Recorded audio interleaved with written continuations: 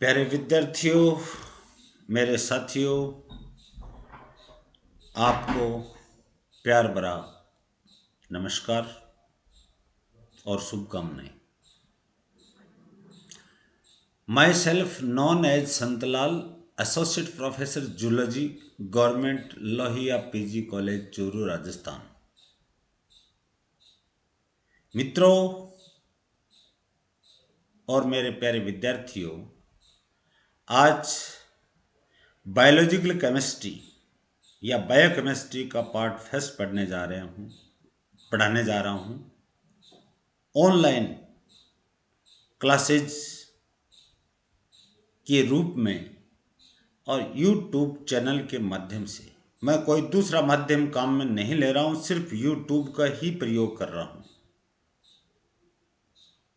और यूट्यूब बहुत ही उच्च क्वालिटी की फैसिलिटी मेरे को प्रोवाइड कर रही है।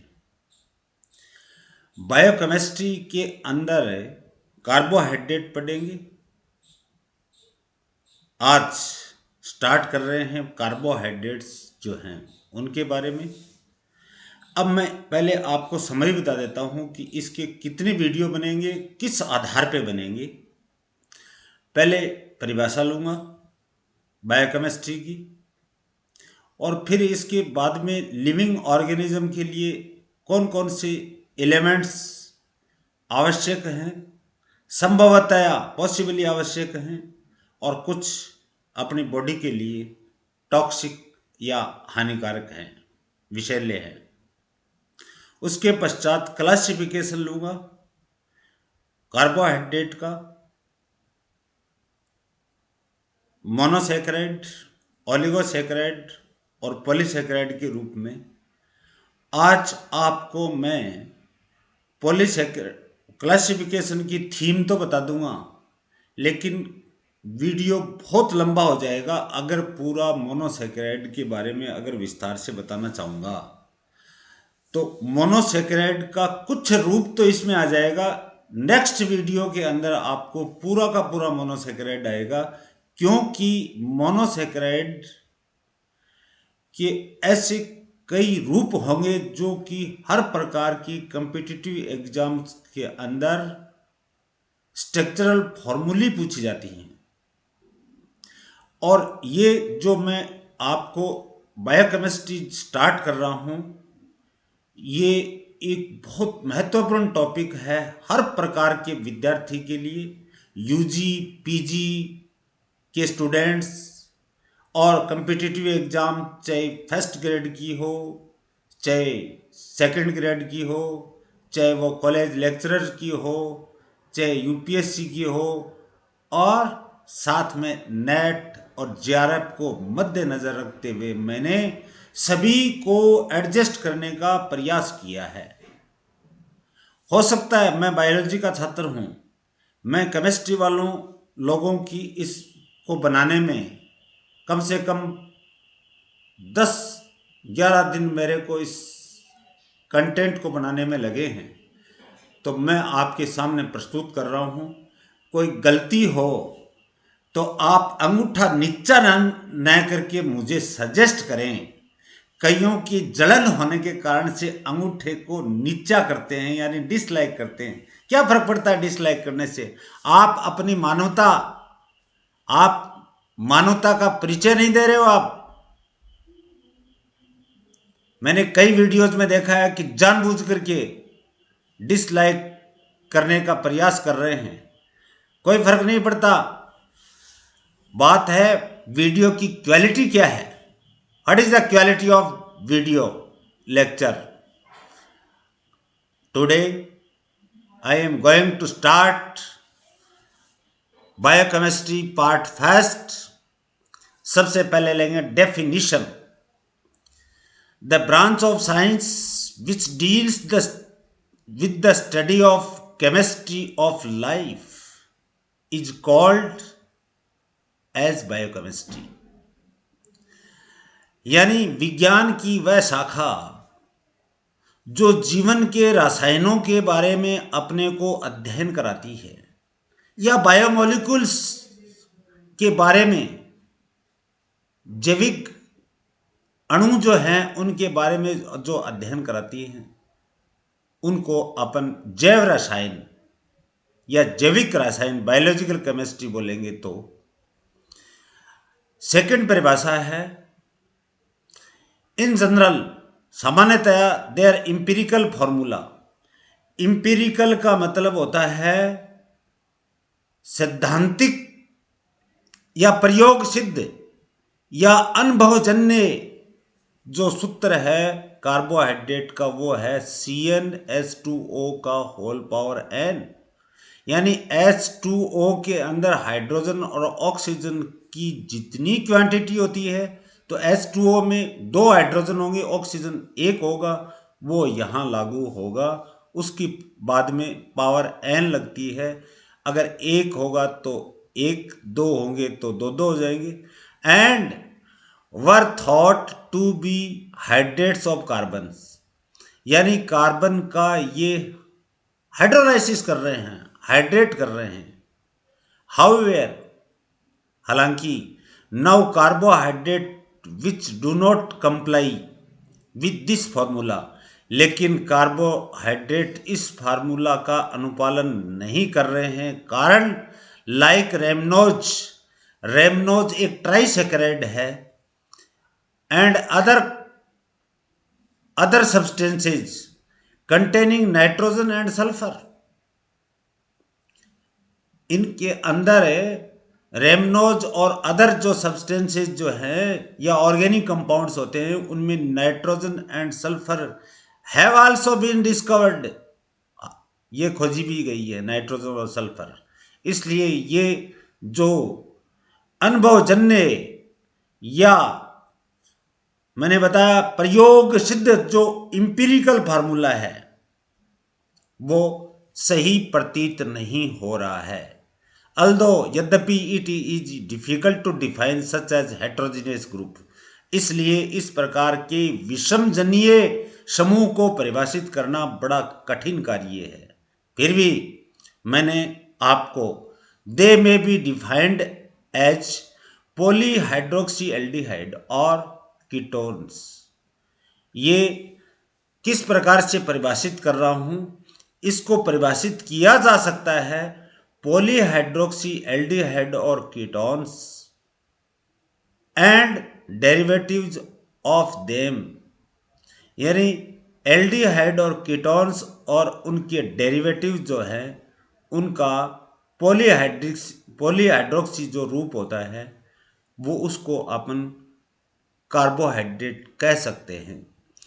Oxidation, reduction and substitution of one or more of the functional group can result in compounds which are called biochemistry। ऑक्सीकरण भी हो सकता है, अपचयन भी हो सकता है, ऑक्सीडेशन भी हो सकता है, रिडक्शन भी हो सकता है। कार्बोहाइड्रेट में पाए जाने वाले जो भी, चाहे मोनो हो, चाहे ओलिगोसैकेराइड हो और चाहे पॉलीसैकेराइड हो, या प्रतिस्थापन हो सकता है, सब्स्टिट्यूशन, एक या एक से अधिक क्रियात्मक समूह का यौगिकों के अंदर कंपाउंड्स के अंदर एक या एक से अधिक क्रियात्मक समूह का प्रतिस्थापन हो सकता है, या उसका ऑक्सीकरण हो सकता है, या उसका अपचयन हो सकता है। उसको अपन कार्बोहाइड्रेट्स कह सकते हैं। ये दूसरी डेफिनेशन है। फिर लेते हैं लाइफ एंड डेथ, जीवन और मृत्यु। 2 प्रावस्थाएं हैं, जीवन भी प्राप्त होता है, मृत्यु भी प्राप्त होती है। मरता नहीं है, मृत्यु एक स्टेज है जो प्राप्त होती है।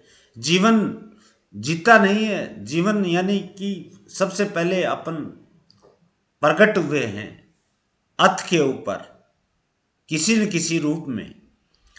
The organization of biochemical molecules is called life। Biochemical molecules जो होते हैं, जैव रासायनिक जो अणु होते हैं, उनका अगर संगठन हो जाए, संगठित हो जाए, तो उसको जीवन कहेंगे, लाइफ कहेंगे।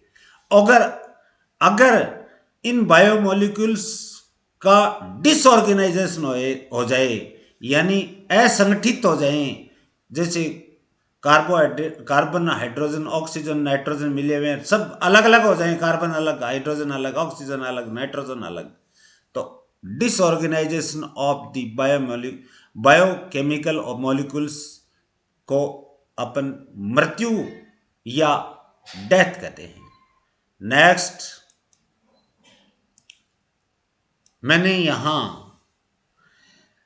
एक लिविंग बॉडी के लिए कितने एलिमेंट्स आवश्यक हैं, कितने मेजर हैं, कितने माइनर हैं, और मेजर कौन कौन से हैं, माइनर कौन कौन से हैं। माइनर का दूसरा नाम है ट्रेस एलिमेंट, सूक्ष्म तत्व है, और सूक्ष्म तत्व वो होंगे जो बॉडी के अंदर पर डे डाइट के अंदर 100 मिलीग्राम से कम मात्रा में आवश्यकता होती है। They are known as trace elements या सूक्ष्म तत्व कहलाते हैं। A living body is made up of 34 elements, but it is controversial. मैंने WHO की भी देखी है, मैंने कई प्रकार की वीडियोज भी देखे हैं, कई प्रकार की विदेशी लेखकों की पुस्तकें भी देखी हैं, इंडियन ऑथर्स की बुक्स भी देखी हैं। WHO कह रहा है 29 एलिमेंट्स, और कुछ लेखक ये कह रहे हैं कि there are living body is made up of 25 elements, but foreign की लेनिंजर नाम की जो बायोकेमिस्ट्री है वो क्या करना चाहती है, there are 34 elements, living body is made up of 34 elements which are divided into 2 categories या ग्रुप्स, जिसको 2 समूह में बांटा गया है। एक तरफ मेजर ले लिए, यानी अत्यधिक मात्रा में अपने को शरीर में आवश्यकता होती है, और एक तरफ माइनर या ट्रेस एलिमेंट्स ले लिए, सूक्ष्म तत्व ले लिए। मेजर एलिमेंट्स के अंदर carbon, hydrogen and nitrogen. Carbon, hydrogen, oxygen और नाइट्रोजन अपनी बॉडी का या कोई भी ऑर्गेनिज्म जो होता है उसकी बॉडी का 96.2 पार्ट कौन बनाते हैं, कार्बन, हाइड्रोजन, ऑक्सीजन और नाइट्रोजन बनाते हैं। Calcium, phosphorus, sulphur, calcium chloride, magnesium, sodium, ferrous and potassium. इधर माइनर या ट्रेस एलिमेंट्स के अंदर मैंने 3 भागों में बांटा है। एसेंशियल, आवश्यक कौन से हैं, पॉसिबली एसेंशियल, संभवतः आवश्यक कौन से हैं, और नॉन एसेंशियल जो बॉडी के लिए आवश्यक नहीं है, जो कि टॉक्सिक होते हैं, हानिकारक होते हैं, वो कौन से हैं। WHO ने भी 4 भागों में बांटा है इसको। एसेंशियल के अंदर iodine, copper, zinc, manganese, cobalt, molybdenum और SC, ये होता है सेकेंडेनियम। और पॉसिबली एसेंशियल के अंदर निकल आ गया, टिन आ गया, वेनेडियम आ गया, सिलिकॉन आ गया, और क्रोमियम आ गया, फ्लोरोन आ गया, और स्ट्रोंशियम आ गया। SE का मतलब स्ट्रोंशियम।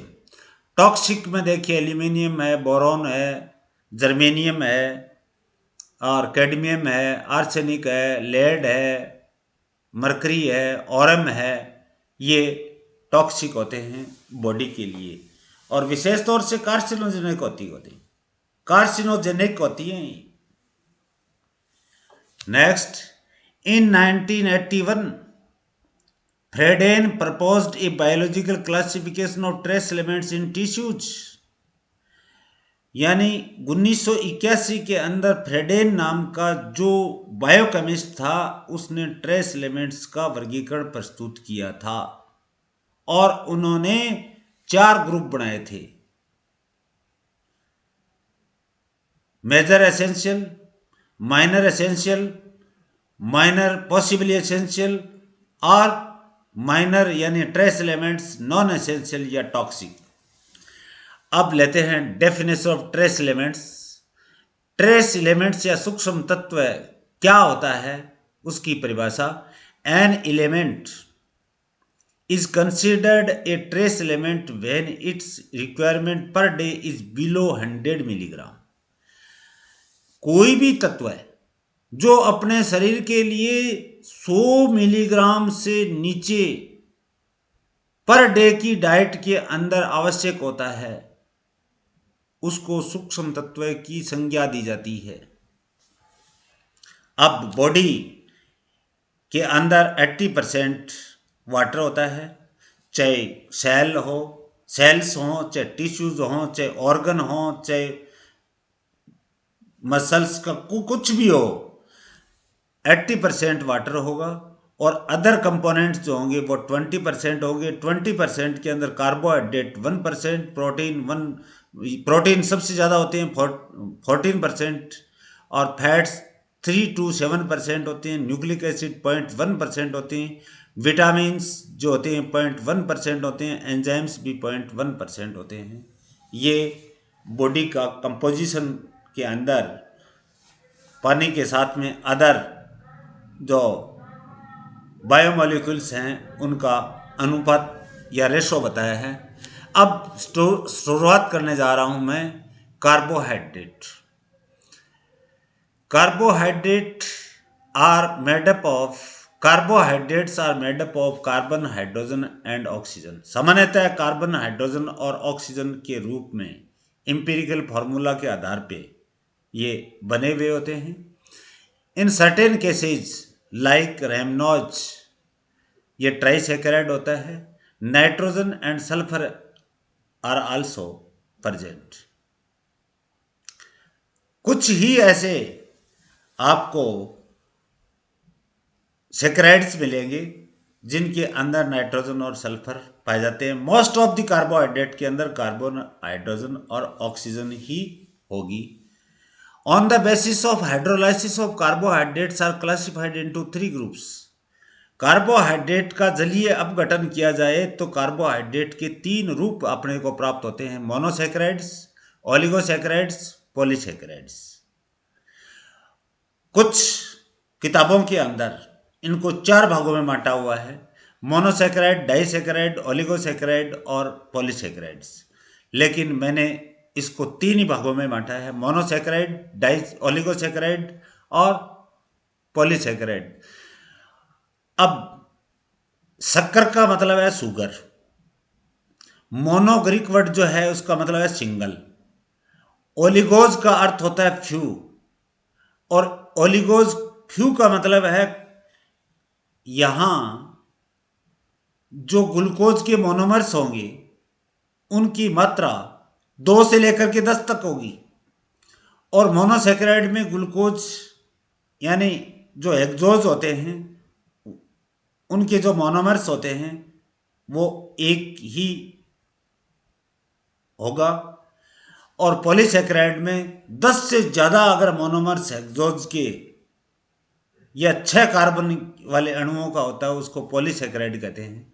ओलिगोसैकेराइड में ही डाइसैकेराइड आता है जिनमें 2 कार्बन यानी 2 हेक्सोज मिलकर के डाइसैकेराइड का निर्माण करते हैं। तो 2 to 10 अगर होंगे तो उसको ओलिगोसैकेराइड कहेंगे, और 10 से अधिक अगर हेक्सोज मोनोमर्स होते हैं, इकाइयाँ होती हैं, यूनिट्स होती हैं, तो उनको पॉलीसैकेराइड कहते हैं। Types of the carbohydrates point ले रहे हैं। मोनोसैकेराइड्स, इनको ग्लाइकोजेज भी कहते हैं, और इसका इंपिरिकल फार्मूला है CnH2ON, पीछे बताया है। पॉलीहाइड्रोक्सी एल्डिहाइड्स और कीटोन्स आते हैं इसमें।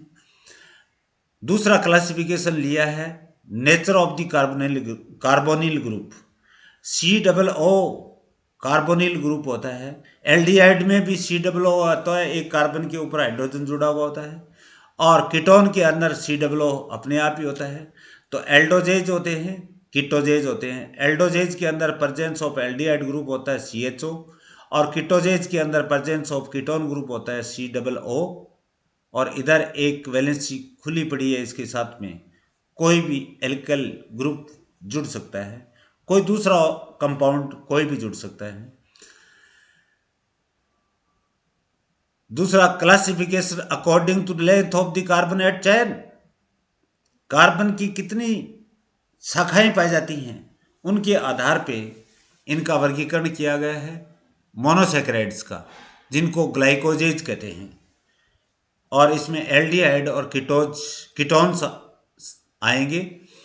अब देखिए, चेन के आधार पे बायोजेज में carbon 2 carbon atom in chain, एक चेन के अंदर, श्रृंखला के अंदर 2 कार्बन एटम होंगे तो C2O2 होगा।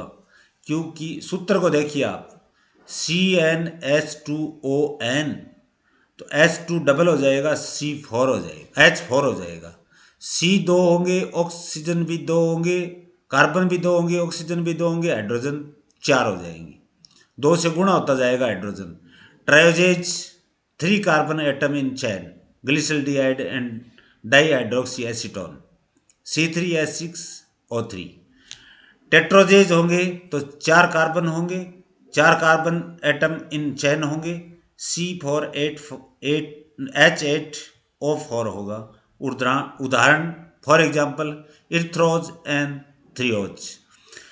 पेंटोजेज जो होंगे उसमें कार्बन 5 होंगे, हाइड्रोजन 5 गुणा 2 यानी 10 होंगे, ऑक्सीजन 5 होंगे, 5 कार्बन एटम्स इन चैन। उदाहरण डी राइबोज, डेक्सट्रोज या डेक्सट्रो।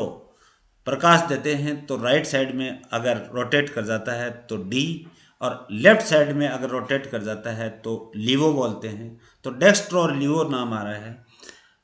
डेक्स्ट्रोराइबोज, dextro deoxyribose, लीवो एरेबिनोज, डेक्स्ट्रोजाइलोज, डेक्स्ट्रोजाइलुलोज। हेक्सोजेज के अंदर 6 carbon, hexa means 6, penta means 5, tetra means 4, try means 3, by means 2, mono means single. ध्यान देना आप, हेक्सोजेज के अंदर कार्बन की संख्या 6, हाइड्रोजन 12 हो जाएंगे, ऑक्सीजन 6 रहेगी। तो कार्बन की एटम चेन के अंदर कितने होते हैं? 6।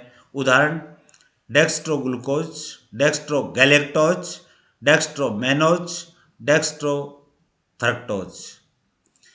हेप्टोजेज के अंदर 7 होंगे carbon, 7 carbon atom in chain, C7H12O7। उदाहरण है सेडोहेप्टुलोज। नेक्स्ट,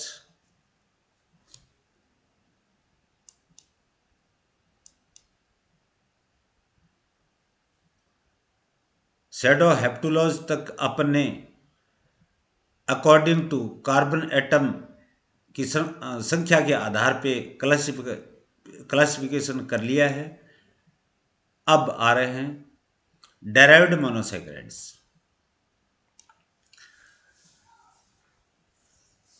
मोनोसैकेराइड से क्या बनते हैं? ग्लाइकोसाइड्स बनते हैं।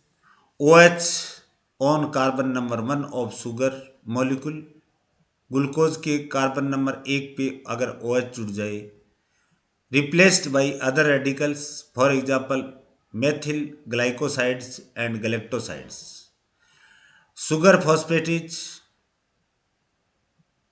या शुगर फॉस्फेट्स, कार्बन फर्स्ट और carbon 6 of glucose react with phosphoric acid. अब क्या बन जाएगा? अगर कार्बन नंबर 1 पे फॉस्फोरिक एसिड जुड़ेगा तो ग्लूकोज 1 फॉस्फेट यानी एक इनऑर्गेनिक फॉस्फेट को ग्रहण कर लेगा कार्बन नंबर 1, और कार्बन नंबर 6 पे जुड़ेगा तो ग्लूकोज 6 फॉस्फेट हो जाएगा। Gluconic acid, carbon 1 in glucose oxidised by carboxylic group. Carbon number 1 जो है ये कार्बोक्सिलिक ग्रुप के द्वारा ऑक्सीकृत हो जाएगा, और ग्लूकोनिक एसिड जो है वो carbon number 6 in glucose oxidise to carboxylic group. ये भी ऊपर वाले में तो कार्बन नंबर 1 कार्बोक्सिलिक ग्रुप द्वारा ऑक्सीडाइज्ड हुआ था, और ग्लूकुरोनिक एसिड जो है इसका कार्बन नंबर 6 ग्लूकोज का है, ये ऑक्सीडाइज कार्बोक्सिलिक ग्रुप द्वारा होता है। एमिनो शुगर या हेक्सोसेमिन्स बोलते हैं या हेक्सोसेमाइन्स बोलते हैं। एमिनो ग्रुप अगर जुड़ जाए तो हेक्सोज जो बनेंगे, क्या बनेंगे? Glucosamine, N acetyl glucosamine, N acetyl galactosamine, N acetyl muramic acid और न्यूरामिनिक एसिड और सिएलिक एसिड। ये एमिनो ग्रुप जुड़ने के बाद में, क्योंकि इनके अंदर हेक्सोज जो भी होंगी उसमें क्या इंट्रोड्यूस हो जाएगा, क्या अंदर प्रवेश कर जाएगा,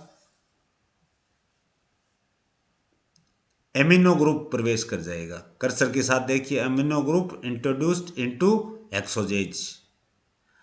अब ओलिगोसैकेराइड्स आ रहे हैं। मोनोसैकेराइड्स की कितनी यूनिट्स होती हैं? 2 to 10, 2 से लेकर के 10 तक अगर मोनोसैकेराइड्स की यूनिट होती हैं तो उनको ओलिगोसैकेराइड्स कहते हैं। ओलिगोस ग्रीक वर्ड है, मीन्स फ्यू। फ्यू का मतलब 2 से लेकर के 10 तक ही हैं। अब डाइसैकेराइड्स, डाई आ रहा है, di means 2 monosaccharides unites, 2 monosaccharides आपस में जुड़ते हैं, यूनाइट होते हैं। For example lactose, maltose, cellobiose, isomaltose, trehalose, sucrose etcetera. और ट्राइसैकेराइड्स के अंदर 3 मोनोसैकेराइड यूनिट्स आपस में कंबाइन होती हैं और क्या बना रही हैं? Raffinose, mannotriose, rabinose, rhamnose. ये देखिए यहाँ ट्राइसैकेराइड आ गया, जो कि पहले बताया मैंने, ये रेमनोज जिसके अंदर नाइट्रोजन और सल्फर डिस्कवर की गई है। जिएंटियानोज, मेलेजिटोज एटसेट्रा। टेट्रासैकेराइड के अंदर मोनोसैकेराइड्स की 4 यूनिट्स होती हैं, उदाहरण स्टेक्योज और स्कोरोडोज एटसेट्रा। पेंटासैकेराइड्स के अंदर 5 मोनोसैकेराइड्स की यूनिट्स आप करके जुड़ती है, उदाहरण होगा बर्बास्कोस। अब पॉलीसैकेराइड्स के अंदर, जिनको ग्लाइकेन्स भी कहते हैं, ग्लूकोज मोनोमर की संख्या या मोनोसैकेराइड्स की संख्या 10 और more monosaccharides unite together form polysaccharide. और पॉलीसैकेराइड के अंदर 1,20,000 ग्लूकोज के मोनोमर हो सकते हैं। अब इसको 2 भागों में बांटा है, होमो एंड हेटेरो। अगर सिर्फ मोनोसैकेराइड्स की यूनिट्स का ही अगर पॉलीसैकेराइड बना हुआ है तो उसको होमो बोलेंगे। होमो भी ग्रीक वर्ड है, होमोज mean similar, saccharide, सैकर mean sugar, और हेटेरो मीन्स ऑड, विषम। यानी मोनोसैकेराइड्स, जो मोनोसैकेराइड्स होते हैं उसके साथ में दूसरा कोई न कोई दूसरा आकर के अगर जुड़ता है, दूसरी यूनिट आकर के जुड़ती है, तो उसको अपन हेटेरोसैकेराइड्स बोलेंगे या हेटेरोग्लाइकेन्स बोलेंगे। होमोपॉलीसैकेराइड्स में देखिए, होमोग्लाइकेन्स बोलते हैं, contain only 1 type of the monosaccharides, एक ही प्रकार के मोनोसैकेराइड्स होते हैं। और हेटेरोसैकेराइड्स के अंदर contain at least 2 types of the monosaccharides, 2 प्रकार के मोनोसैकेराइड, जैसे ग्लूकोज और फ्रक्टोज जुड़ गया, ग्लूकोज और मैनोज जुड़ गया। यहां देखिए होमोपॉलीसैकेराइड्स के अंदर contain only 1 type of the monosaccharides में ग्लूकेन होता है, सिर्फ ग्लूकोज मोनोमर्स ही पाए जाते हैं, ग्लूकोज की इकाइयां ही पाई जाती है, बाकी की दूसरी की नहीं, उदाहरण starch, glycogen, cellulose, chitin etcetera. गैलेक्टेंस, galactose नाम का जो मोनोसैकेराइड होता है उनके ही मोनोमर्स या इकाइयां होती हैं, दूसरे की नहीं जुड़ती। ऐसा नहीं है कि गैलेक्टोज के साथ में ग्लूकोज जुड़ जाए, उदाहरण अगार एंड पैक्टिन एटसेट्रा। मेनान्स, मेनोज नाम के जो मोनोसैकेराइड्स होते हैं उनकी ही इकाइयां होती हैं, उनके मोनोमर्स होते हैं, उदाहरण yeast, mannans etcetera. Xylan monomers ही होते हैं, उदाहरण hemicellulose, xylan etcetera, hemicellulose, xylan etcetera.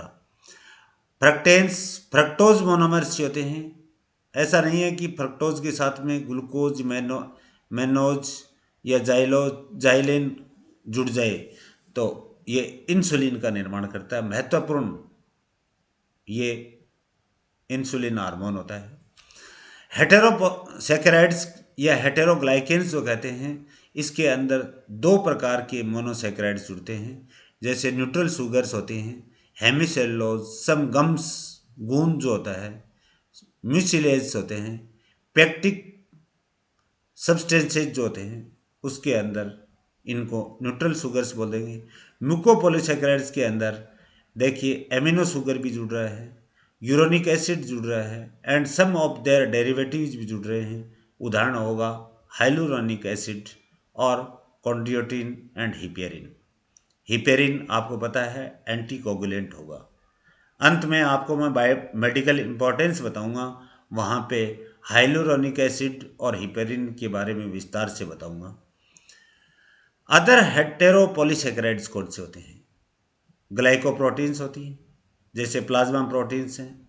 Blood group substances होते हैं, एंटीजन ए, एंटीजन बी और एंटीजन अब्सेंट होती हैं। तो एंटीजन ए और एंटीजन बी और म्यूकोप्रोटीन्स होती हैं। ये अदर हेटेरोपॉलीसैकेराइड्स के रूप में सम्मिलित करते हैं। Next, monosaccharides. मोनोसैकेराइड चालू करते हैं। This is a simplest sugar या ग्रुप, सबसे सरल प्रकार का समूह है ये monosaccharide. They never undergoes for digestion या हाइड्रोलाइटिक रिएक्शन। इनका पाचन होने की आवश्यकता नहीं है, क्योंकि ये आहार नाल के द्वारा आसानी से अवशोषित किए जा सकते हैं। They always participate in the metabolic reaction on the basis of number of carbon atoms. ये तो सिर्फ मेटाबॉलिक रिएक्शंस के अंदर कार्बन के जो एटम्स होते हैं उनकी संख्या के आधार पर ये पार्टिसिपेट या भाग लेते हैं। इन मोनोसैकेराइड रेशो क्या होगा? CHO का 1:2:1, C/H/O इज 1:2:1। यानी मोटा मोटी आप ये समझ सकते हो कि कार्बन और ऑक्सीजन तो समान क्वांटिटी में है, हाइड्रोजन सिर्फ डबल होगा, जैसे CH2O में पाया जाता है वैसे। इसलिए इनको रिप्रेजेंट करते हैं CnH2n और ON। They are classified into following categories. C3 triose होते हैं, C4 टेट्रोज होते हैं। C4 है, C3 है तो कार्बन 3 होंगे, ऑक्सीजन भी 3 होंगे, हाइड्रोजन डबल 6 हो जाएंगे। यहाँ 4 हैं तो 8 हो जाएंगे। पेंटोज C5 में 5 होंगे। हेक्सोज जो हैं C6H12O6, और हेप्टोज जो होते हैं वो C7, और हेप्टामिन 7 ही होता है। हेक्सामिन 6, पेंटामिन 5, C7O7, लेकिन H मल्टीप्लाई बाई 2 होगा तो 14 हो जाएंगे। तो monosaccharides are classified on the basis of number of carbon atoms. Carbon atoms के आधार पे क्लासिफिकेशन किया गया है। अगर on the basis of functional group के आधार पे अगर इसका वर्गीकरण किया जाए तो इसको अपन एल्डोज एंड कीटोज के अंदर, या एल्डोजेज और कीटोजेज के अंदर डिवाइड करते हैं। एल्डोजेज के अंदर आपको पता है एल्डिहाइड ग्रुप होता है, कीटोज के अंदर कीटोन ग्रुप होता है, C बॉन्ड होगा, और एल्डिहाइड के अंदर CHO होगा। अब glyceraldehyde has one asymmetrical carbon and 2 optical isomers। Glyceraldehyde जो है वो एक असममितीय कार्बन रखता है, और उसके 2 प्रकाश दिए जाए तो 2 आइसोमर्स बनते हैं। इधर देखिए आप, डेक्स्ट्रो एंड लीवो।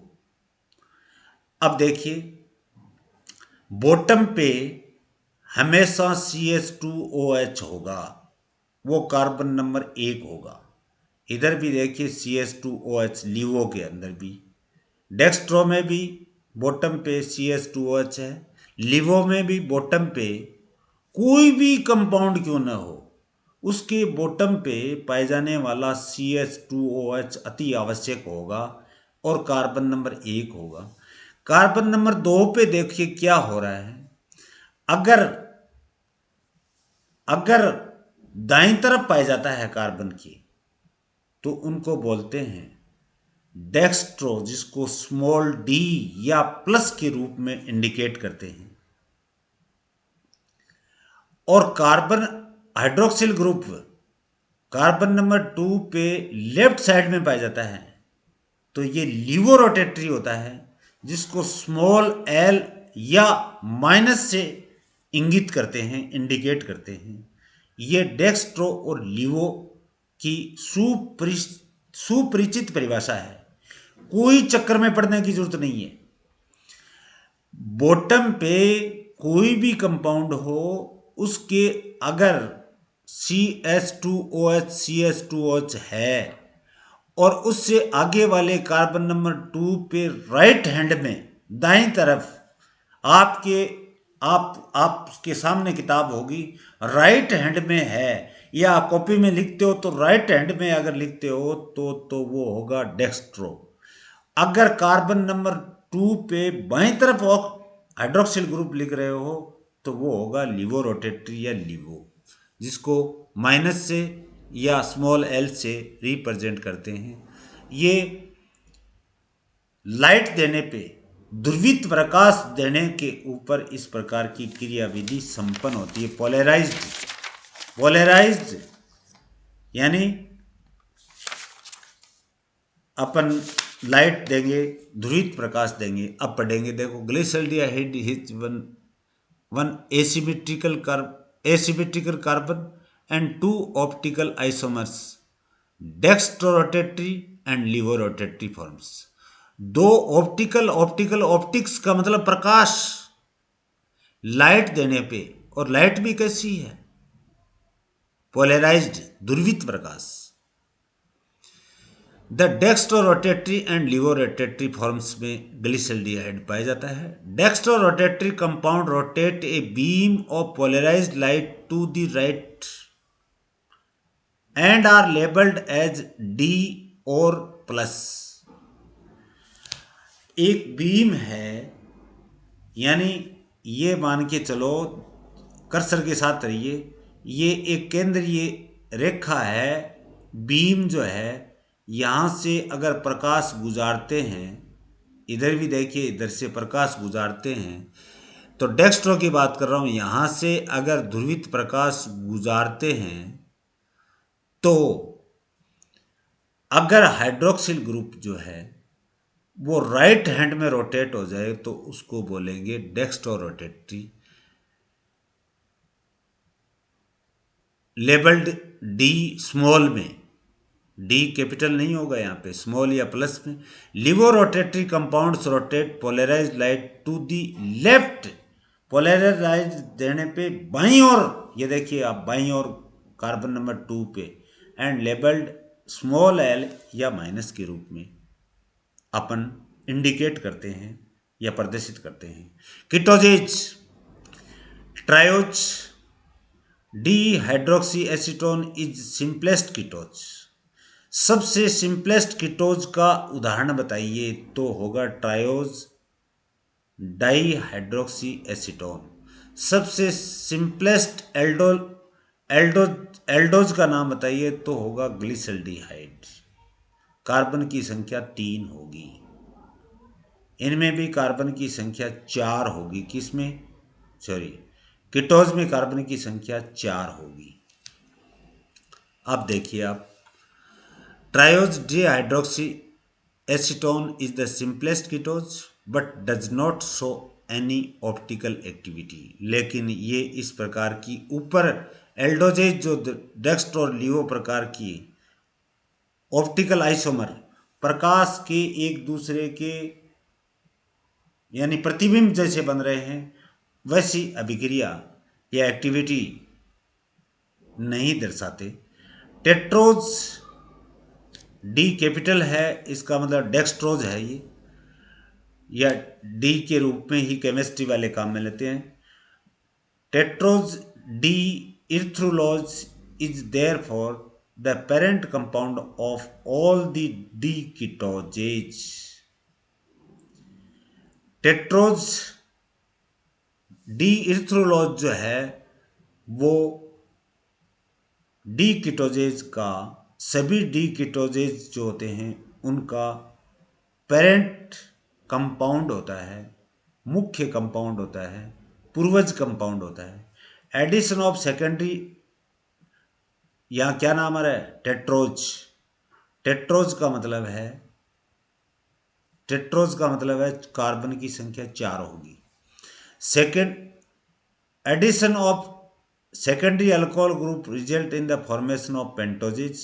इसके साथ में अगर अल्कोहल, सेकेंडरी अल्कोहल ग्रुप कोई जुड़ जाए, OH ग्रुप जुड़ जाए तो पेंटोज बन जाएगा, और जुड़ जाए तो हेक्सोजेज बन जाएंगे। अब देखिए आप डी इर्थ्रुलोज में ये देखिए कार्बन नंबर 1 पेंदे पे CH2OH है, दूसरे पे C के राइट हैंड साइड में है, ये डेक्सट्रोज भी होते हैं, ये डेक्सट्रोज दिखाया है यानी राइट साइड में है। ये आपको एल्डोजेज एंड कीटोजेज के बारे में मैंने आपको बताया है। नेक्स्ट इधर देखिए आप, यह है राइबोज। कार्बन की संख्या कितनी होगी, 1 2 3 4 5। ये किस रूप में है, एल्डिहाइड फॉर्म में। देखिए कार्बन नंबर 5 पे CHO जुड़ा हुआ है। राइबुलोज जो है 1 2 3 4 और 5। कार्बन नंबर 3 पे एक नहीं, कार्बन नंबर 4 पे CH2H पेंदे पे है, बॉटम पे ध्यान रखना आप, चाहे कोई भी शुगर क्यों न हो, बॉटम पे आइसोमर्स जब बनेंगे, डेक्स्ट्रो एंड लिवो फॉर्म अगर बनेंगे, तब बॉटम पे CH2OH कार्बन नंबर फर्स्ट पे जुड़ा हुआ होना आवश्यक है। अब 2 नंबर पे ये देखिए राइट साइड में है, ये तो एल्डिहाइड और कीटोज दिखाए हैं, यहाँ डेक्स्ट्रो एंड लिवो या डेक्स्ट्रोज फॉर्म और लिवो फॉर्म बताई है। ये देखिए आप CH2OH के कार्बन, ये फर्स्ट कार्बन है, दूसरे कार्बन पे ये OH राइट साइड में रोटेट कर रहा है। अगर पोलराइज्ड लाइट अगर इनको इसके अंदर से गुजारते हैं तो डी फॉर्म हो जाएगी, और एल फॉर्म लिवो नाम दे रहा है यहाँ पे, वैसे लिवो को स्मॉल एल से इंडिकेट करते हैं, और डेक्स्ट्रो को अपन स्मॉल डी से, लेकिन ये डेक्सट्रोज है, ये लिवोज है, लिवो नहीं है। तो यहाँ देखिए कार्बन नंबर 2 पे OH या हाइड्रोक्सिल ग्रुप लेफ्ट साइड में है, तो ये लिवोज फॉर्म हो गई, ये डेक्सट्रोज फॉर्म हो गई। अब चलते हैं म्यूटे रोटेशन, इंपॉर्टेंट चीज है ये बड़ा कठिन सा अपने को टॉपिक लगेगा, लेकिन मैं आपको बता दूं कि कोई समतल ध्रुवित प्रकाश है, प्रिज्म में से गुजार रही, समतल ध्रुवित प्रकाश ग्लूकोज, अधिकतर ग्लूकोज जो है वो अल्फा अवस्था में पाया जाता है,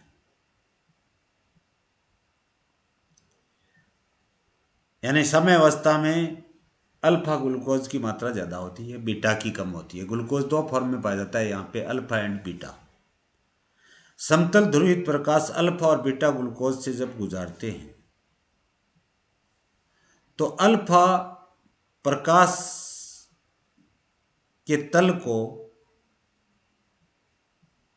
अपन प्लस बोलेंगे, और दाईं ओर, प्लस का मतलब है राइट हैंड साइड में, और माइनस का मतलब है बाईं ओर। बाईं ओर 112 डिग्री एंगल पे रोटेट हो जाता है। अपनी जूलॉजी की किताबों के अंदर 113 डिग्री लिखा हुआ है, ये मैंने केमिस्ट्री की बुक से लिया है। और बीटा कार्बन से प्रकाश अगर बीटा ग्लूकोज के अंदर से प्रकाश गुजारते हैं तो प्लस 19.2 डिग्री पर दाईं ओर रोटेट करता है। अब म्यूटे रोटेशन को हिंदी में कहते हैं परिवर्ती ध्रुवण घूर्णन। परिवर्ती ध्रुवण, पोलराइज्ड का मतलब ध्रुवण, रोटेशन का मतलब घूर्णन। अब ग्लूकोज दो अवस्था में पाया जाता है, अल्फा और बीटा। ग्लूकोज सॉलिड अवस्था में होता है तो इसके दो रूप होते हैं, अल्फा एंड बीटा। और रोटेशन अगर करते हैं, इनमें पोलराइज्ड लाइट, समतल ध्रुवित प्रकाश अगर गुजारा जाए अल्फा में से तो प्लस 112 डिग्री, प्लस का मतलब दाईं ओर, और बीटा जो है वो -19.2 डिग्री के ऊपर घूमता है। लेकिन जब ये विलयन अवस्था में आते हैं, सोल्यूबल फॉर्म में आते हैं, जब इनमें पानी में अगर इनको घोल दिया जाए तो इनका जो स्पेसिफिक रोटेशन समय जो है वो 52.7 डिग्री पर स्थापित हो जाता है, स्टेबल हो जाता है। ये है हिंदी में सारांश। अब चलो म्यूटे रोटेशन हिंदी में बोलते हैं परिवर्ती ध्रुवण घूर्णन। परिवर्ती ध्रुवण का मतलब पोलराइजेशन, रोटेशन का मतलब घूर्णन। परिवर्तन हो रहा है अल्फा एंड बीटा में। The usual form of glucose is the alpha slash D dextrose plus glucose. सामान्यतः ग्लूकोज जो है ये अल्फा डेक्सट्रोज या डी ग्लूकोज में पाया जाता है। In water has a specific rotation of plus 112 degree, 112 degree. जल के अंदर अगर इसका सॉल्यूशन बना दिया जाए तो इनकी जो स्पेसिफिक जो घूर्णन जो है, विशिष्ट जो घूर्णन है वो प्लस 112 डिग्री होता है। लेकिन उस सॉल्यूशन को अगर छोड़ दिया जाए, allowed to stand, the rotation value falls, तो ये घूर्णन की जो गति है या वैल्यू है वो कम होने लग जाती है। आफ्टर 24 आवर्स देखते हैं, 24 घंटे बाद में अगर जल में ग्लूकोज को अल्फा डी प्लस ग्लूकोज को मिला करके छोड़ते हैं तो ये स्टेबिलाइज होता है 52.7 डिग्री पर। प्लस, वे भी प्लस है, ध्यान देना आप। दूसरा आ रहा है 52.7 डिग्री इनकी स्टेबल फॉर्म होती है। इस इक्विलिब्रियम मिक्सचर जो भी है, चाहे अल्फा का हो चाहे बीटा हो, दोनों रूप का स्थायित्व तभी बनेगा जब 52.7 डिग्री के ऊपर ही साम्य अवस्था में आएगा, तब ये स्टेबल बनेगा। अब देखिए, beta D glucose has a rotation of only plus 19.2 degree when dissolve in water. जब beta form of glucose, beta D glucose जो है उसकी रोटेशन जल में घोलने पर 19.2 डिग्री प्लस की आती है। इसका मतलब राइट रोटेटरी है। डेक्स्ट्रो रोटेटरी है। ये प्लस का मतलब है लिवो रोटेटरी नहीं होते, डेक्स्ट्रो रोटेटरी हो, दाईं ओर घूमते हैं। If the solution is allowed to stand the rotation rises to give a final value of बावन प्लस 52.7 डिग्री। अगर बीटा फॉर्म जो ग्लूकोज की है उसको जल में घोल करके छोड़ दिया जाए तो इसकी जो रोटेशन वैल्यू है वो इंक्रीज होती है, राइज होती है, और किस पे जाकर के स्टेबल हो जाती है, फाइनल वैल्यू कितनी आती है, प्लस 52.7 डिग्री। अपनी पुस्तकों में 52.5 लिखा हुआ है, 112 की जगह 113 लिखा हुआ है, 19.2 डिग्री की जगह 19.7 लिखा हुआ है। लेकिन केमिस्ट्री में देखिए आप, ऑर्गेनिक केमिस्ट्री क्या कह रही है कि इसकी वैल्यू इतनी हो रही है। अब इसका मतलब अल्फा और बीटा फॉर्म जो ग्लूकोज की जो है उनकी स्टेबिलिटी की वैल्यू कितनी होती है, प्लस 52.7 से जल में ये साम्य अवस्था में आने पर, इक्विलिब्रियम में आने पर। अब क्या कह रहा है, this phenomena Sovan by several, इस प्रकार की क्रिया विधि किसके द्वारा भी प्रदर्शित की जा सकती है, कई प्रकार के पेंटोजेज, ये देखिए आप, पेंटोजेज, हेक्सोजेज, 5 कार्बन वाले, 6 कार्बन वाले, एंड रिड्यूसिंग डाइसैकेराइड्स, कुछ रिड्यूस्ड डाइसैकेराइड्स होते हैं वो, and is called mutarotation. Very very important short note,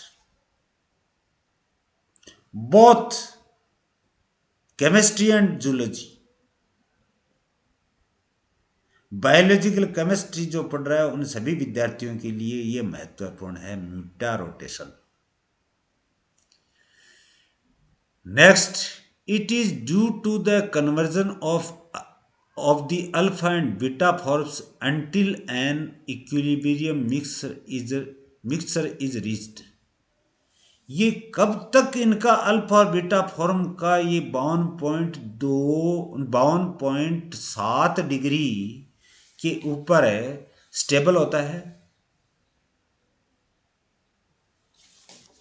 किस कारण से होता है, it is due to conversion of the alpha and beta forms until, जब तक ये इक्विलिब्रियम फॉर्म्स या मिश्रण में ये न पहुंच जाएं या साम्य अवस्था में न पहुंच जाएं, तब तक ये स्थायित्व में, यानी इसकी plus 52.7 degree D plus stable नहीं होता। द वैल्यू प्लस यानी dextro right handed 52.7 degree represent the rotation of the equilibrium mixture of the two forms. ये अल्फा और बीटा जो ग्लूकोज जो हैं वो साम्य अवस्था में आने के बाद में दोनों रूप जो होते हैं उनकी साम्य अवस्था में जो स्थायित्व या स्टेबल फॉर्म जो होगी वो 52.7 डिग्री होगी। The result can be interpreted in terms of cyclic structure of alpha and beta glucose।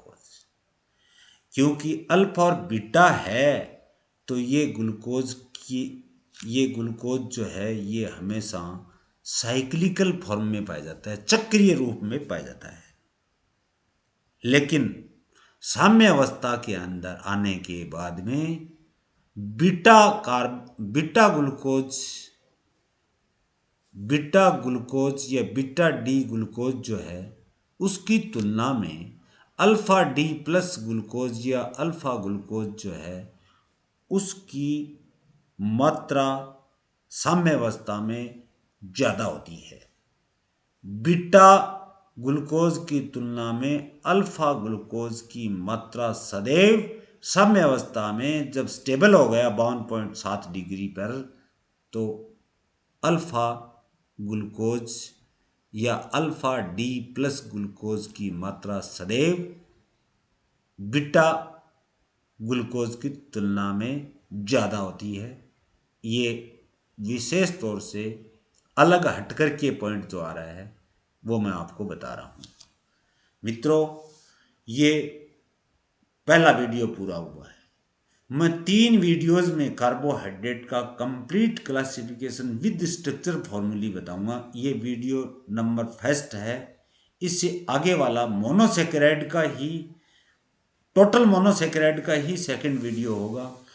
इससे और अधिक महत्वपूर्ण होगा। और थर्ड वीडियो जो बनेगा वो ओलिगोसेकेराइड और पॉलीसेकेराइड का बनेगा। 3 वीडियोज के अंदर ये टॉपिक कंप्लीट होगा।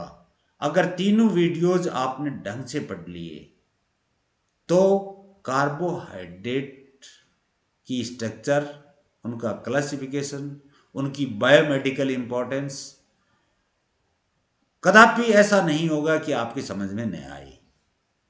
मैं आपको विश्वास दिलाता हूं कि जुड़े रहिए, मैक्सिमम से मैक्सिमम आप लाभान्वित होने का प्रयास कीजिए। और मैं नियमित रूप से अब इंटरवल से,